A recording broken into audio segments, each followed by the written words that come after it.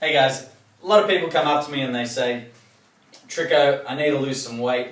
I'm fat, I got belly fat, man boobs, or I got these triceps that wave to people goodbye even when I'm just waving with my hand. Or my butt's too big, my hips are too thigh, my legs are too wide. Help me, what am I going to do? My nutrition's stuffed, I don't know where to start. And half the problem is that people don't know where to start. What do they count calories? Do they cut out grains? Do they get rid of dairy? Is it the fat that's making them fat? Do they need to go to low fat? Or is it sugar? How do I still go out and have a good night and have a couple of drinks and not put on all my body weight and a little bit more? Is there a relationship between food and putting on weight or not? And what I generally say to them is that we need to create some awareness around food. Because yes, you can count calories, you can weigh your food, you can look at, do I have a balance of carbohydrate, protein and fat? And am I using a great source to achieve that balance? Am I eating every 2 to 3 hours? Or am I fasting to increase growth hormone? Or whatever it might be. And there's so many things that we can do. But initially, it's about creating some focus and awareness around what are you eating? What is the junk food? Where is it in your diet and where does it appear? So, simple. Little chart. Breakfast, snack, lunch, snack, dinner. Make a little list. Take note of what you're eating. Start to write down, what did I have for breakfast today? 2 eggs, muesli, or 2 eggs and bacon, or 5 egg omelette, or whatever it was, just write it down. Same thing for lunch. What do I hear a lot of? Sandwich, snack, Mars bar, coffee, dinner, meat and vegetables, whatever it is, just take note of it. And then if you do that for a couple of days, then what you want to do is you want to just start writing down the quantities, because no one can give you feedback, and if you send it through to me, I can't even give you feedback, really, about what you're doing unless you have some kind of quantity around it, right? So if you had mushrooms, spinach, meat, and nuts, how much did you have? Was it a handful of nuts? Was it 20 nuts? Was it 90 grams of meat, or was it 250 grams? And did you have 1 mushroom, a cup of mushrooms, or a whole plate of mushrooms? Okay, so just get clear on what you're having, so that then when you go and show someone, or when you go and ask a personal trainer, hopefully they're educated enough to then bring some clarity around that. So, write down what you're having, grams, make it quantifiable, so grams. Part 3 to this, without getting into too much detail, is just simply noticing how do you feel. So, little checklist. When you wake up in the morning, what is my energy levels like today? Energy. On a scale of 1 to 10, how am I feeling energetic? Am I exhausted? Do I not want to get out of bed? Or am I ready to go? 2. How is my muscle soreness? So how do I feel physically in my muscles, in my body, in my recovery? A lot of people are training pretty hard, working out pretty hard.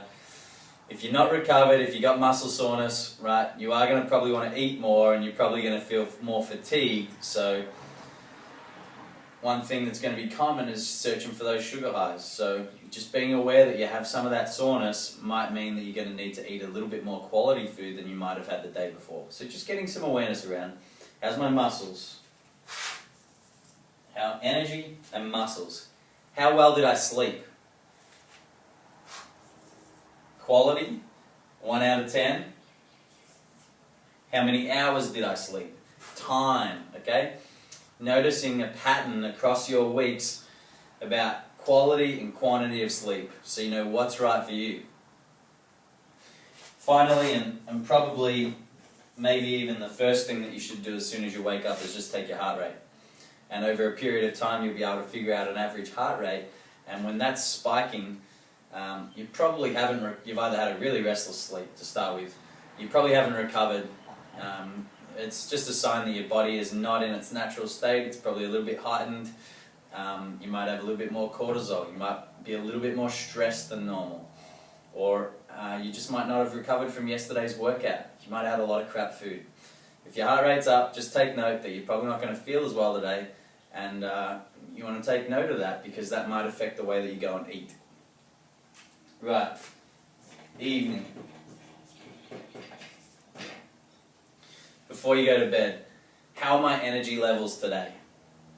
How do I feel physically? How do I feel emotionally? Right? Energy levels is a big one. If you have a big energy crash, oftentimes it's related to a really rocky pattern of eating sugar and then feeling in the doghouse, and then eating more sugar and feeling in the doghouse, or whether it's grains or whatever it might be.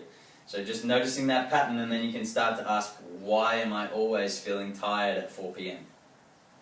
Cool? Because the quality of your life is determined by the quality of your questions.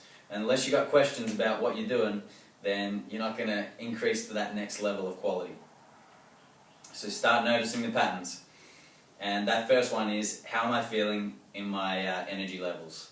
So second one, how am I feeling physically? How are my muscles again? How have I felt from today's training or today's activities? And then how am I feeling emotionally? Energy, physically, emotionally, or mentally. So how am I feeling mentally? Have I had a tough day teaching kids or working with children? Have I had a really fantastic and inspiring day, and I'm ready to be home with my family, my partner, or by myself with my dog, and I'm ready to be in this space? Because what you'll notice is, the tighter you are, the more exhausted you are, the more you want to escape from your other world, the more likely you're going to want to have a beer or a wine and some cheese and just watch that TV and lose yourself. And that's when the lack of awareness comes, and that's when people tend to reach for the chips, reach for the chocolate. Give me stuff, give me sugar, and give me that that physiological buzz that you get from increased dopamine or just basically like a cocaine hit, like a drug. Sugar's like a drug, creates a reaction in the body, makes you feel good. So, just being aware on how you feel mentally is going to affect some of your choices around what you do at night, and just being aware that's important. Finally, energy, physical, emotional. Right, at the end of the day, how are your hunger levels? Are you hungry? Okay, just take note of it. Once we have this, we have a little system. We have a system to follow. So 1, you're taking note of what you're doing. 2, you're noticing how you're feeling, so how it's affecting you. And 3, it allows you to start asking some good questions.